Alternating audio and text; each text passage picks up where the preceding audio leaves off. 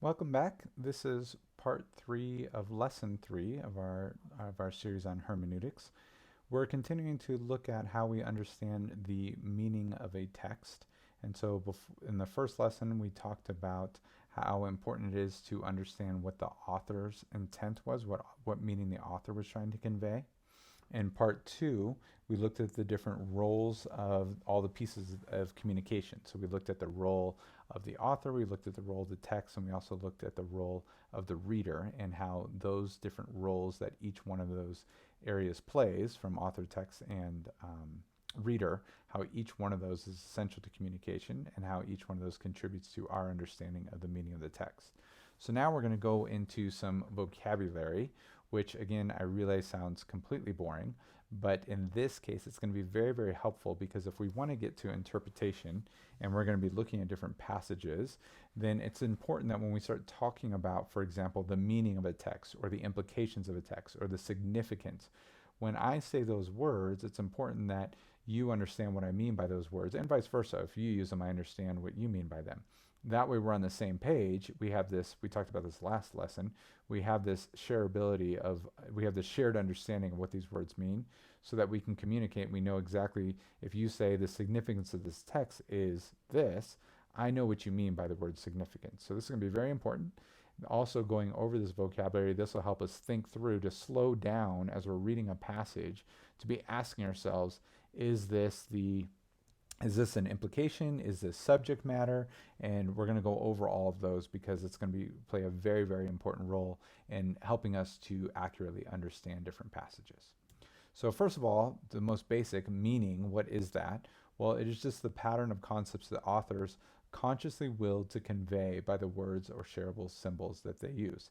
We've already talked about this a lot up to this point. When the author is writing something, he has a specific meaning that he's trying to convey through his writing. Implications, we mentioned this last time as well. These are meanings in a text of which the author was usually unaware of, but nevertheless legitimately fall within the pattern of meaning that he willed. So I gave this example last time when we talked about all the different passages in the Old Testament and New Testament warning against sexual immorality, warning against lusting after people who are not our spouses.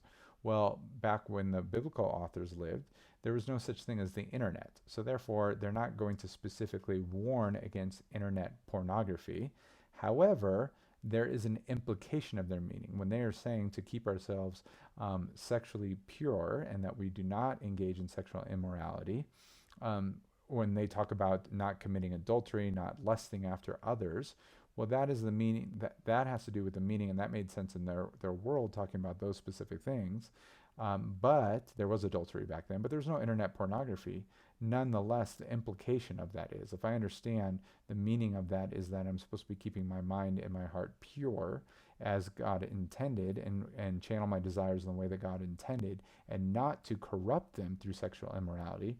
Well, by implication, then, that means I also should not be looking at internet pornography because that would be giving in to lust and would be corrupting the desires that God has given us in our hearts and bodies. So, here again, the author was probably unaware of, or in this case, we can be sure that the author wasn't aware of internet pornography because the internet didn't exist at that time. But nonetheless, those implications fall within the pattern of the meaning that he willed, which is that, again, avoiding lust, staying sexually pure, so on and so forth.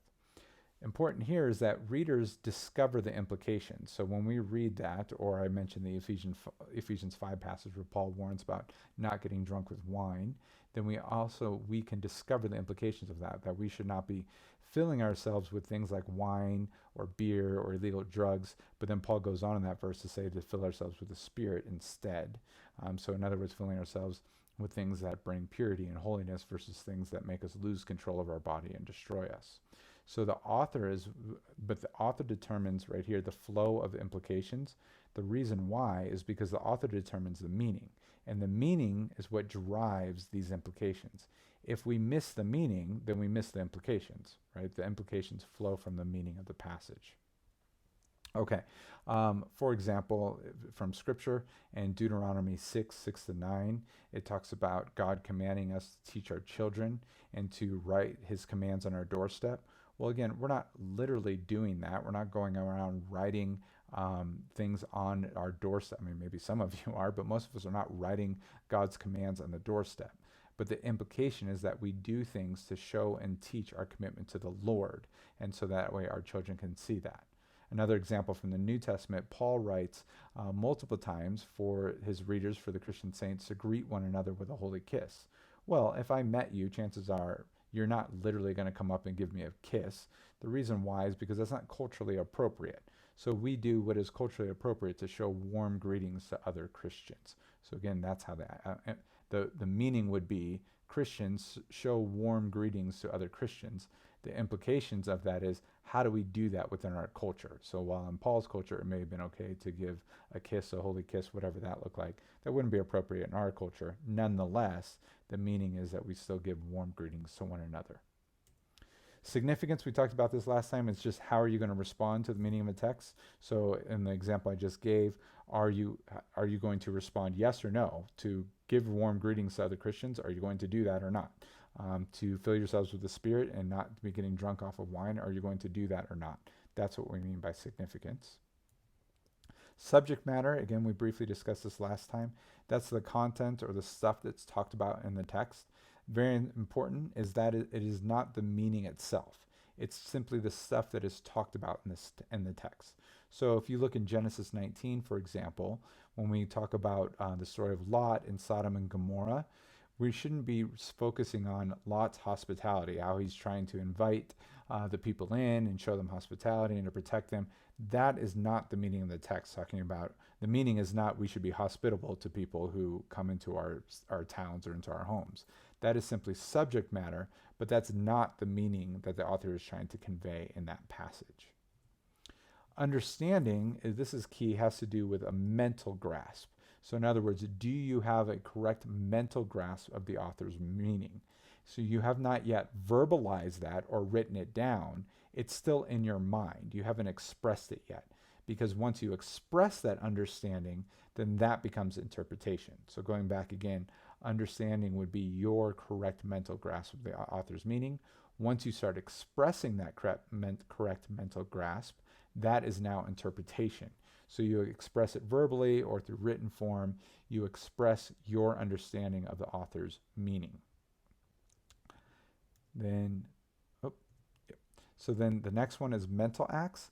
Be careful with this because it's very, very difficult, and many times it's impossible to know these. These are the experiences that the author went through when he was writing the text.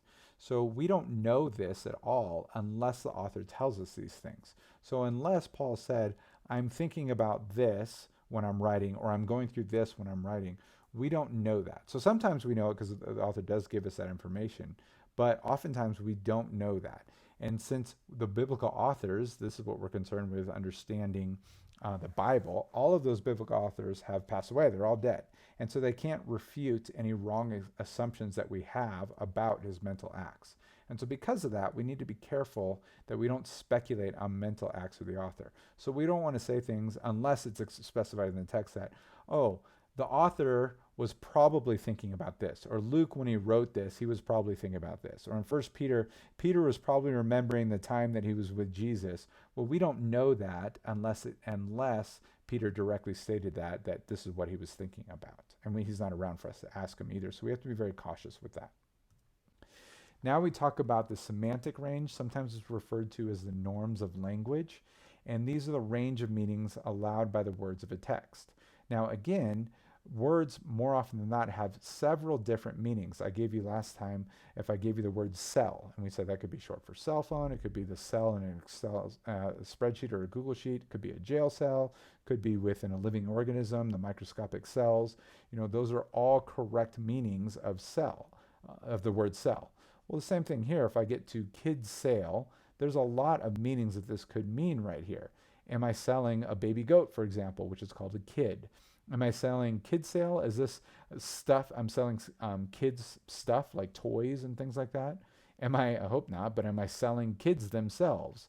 Or is this just a kid sale? It's a sale designed for kids, right? So if you're a kid coming in, I show you a special sale, so on and so forth. My point to this is that there's a large semantic range from this term right here. And so I need to know what the semantic range, what are all the possibilities of this word. So once I know all that, then I can get to the specific meaning.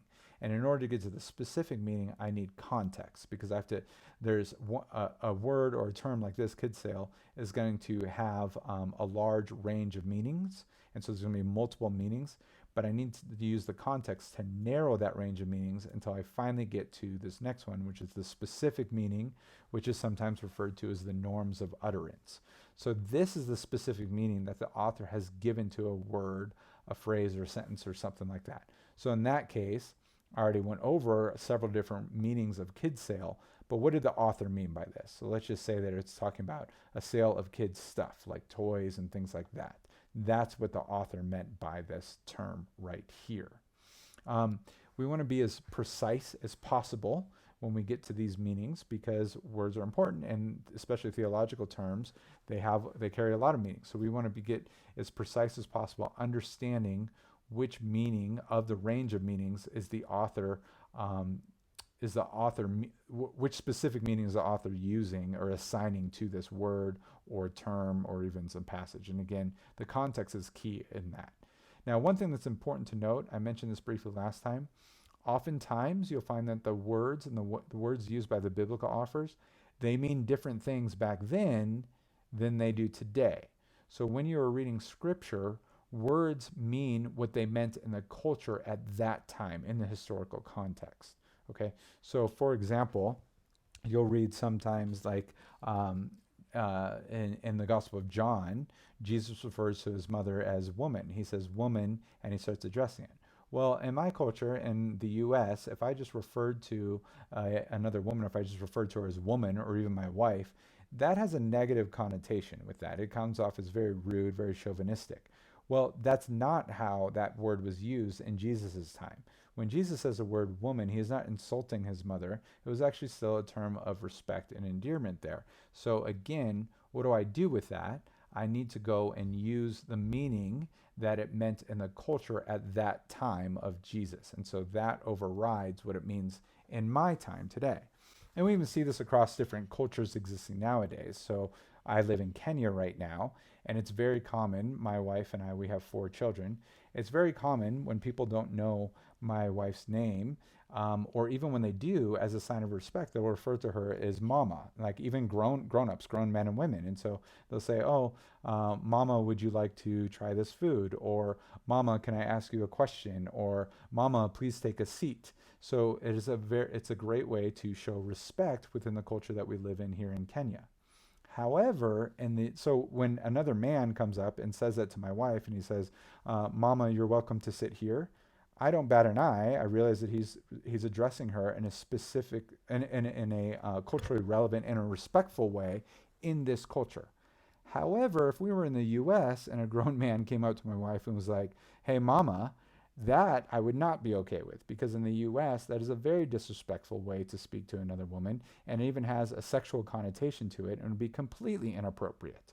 But again, here, I never get upset when another Kenyan man comes up and he's saying, oh, mama, you're welcome to come over here, or mama, it is your turn, or something like that, because I know that to him, this term is being used as a sign of respect, versus that exact same word, mama, being used that way by a grown man in the U.S., most likely has a negative connotation to it, most likely some sort of sexual connotation to it that would be completely inappropriate.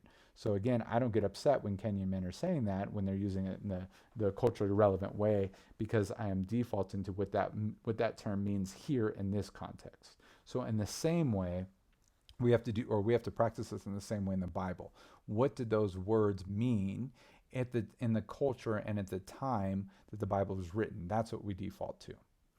Next, I really want to address something called the etymological fallacy.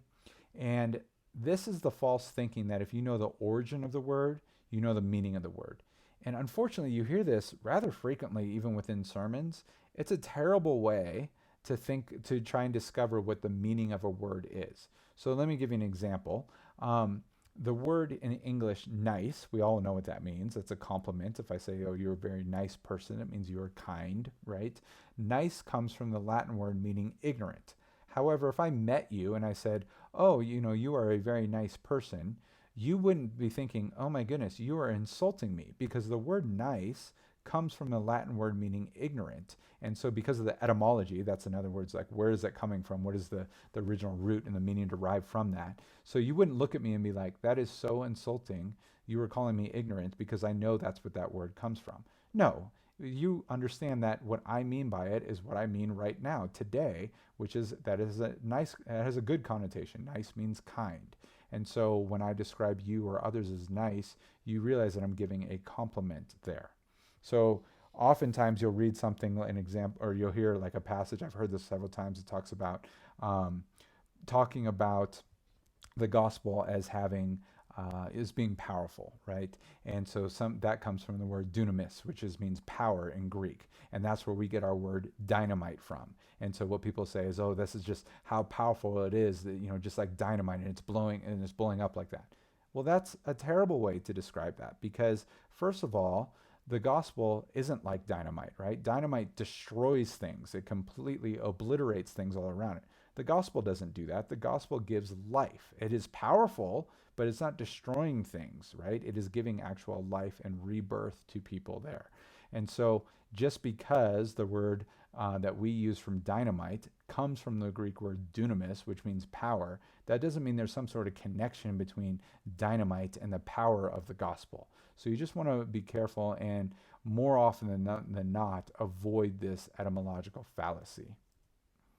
All right, this is a quote that is from Lewis Carroll's Alice in Wonderland.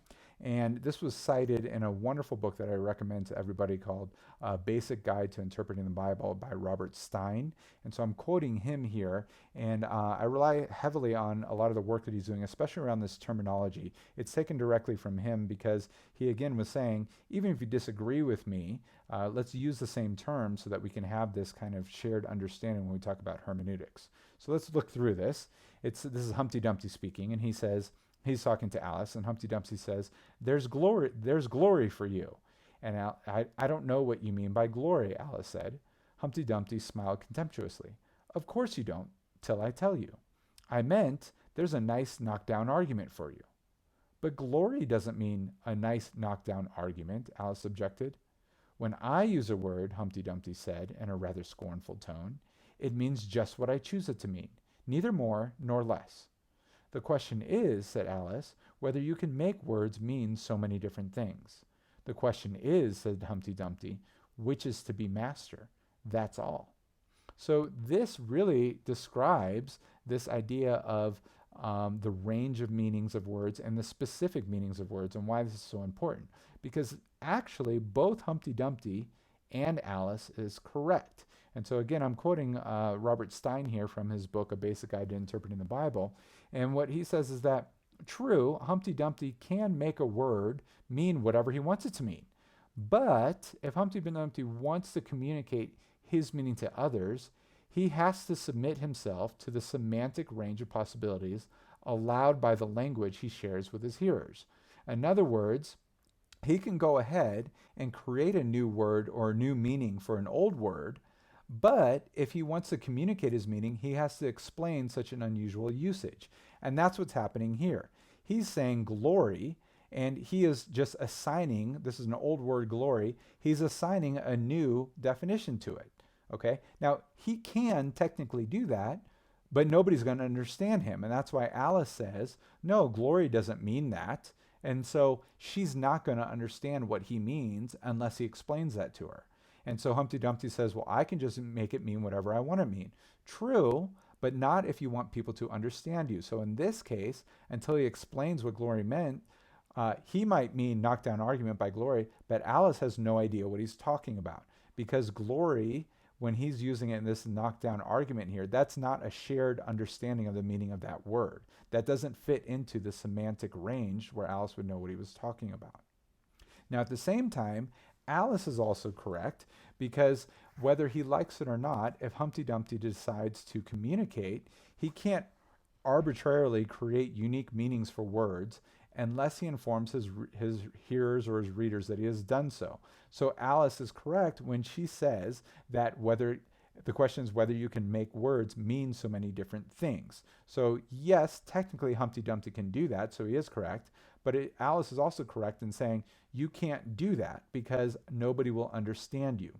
Because for communication to take place, an author's text must possess some sort of shareability of the meanings of these words, of the text, right? We have to have a general shared understanding of what these words mean, and it has to fall within the semantic range of that language that you as a writer share with me as a reader. All right, let's keep going. So the next thing, these are the last two terms we'll look at, is the literary genre. So this is the literary form used by an author and the rules governing that form. So when we'll break down several different genres within Scripture.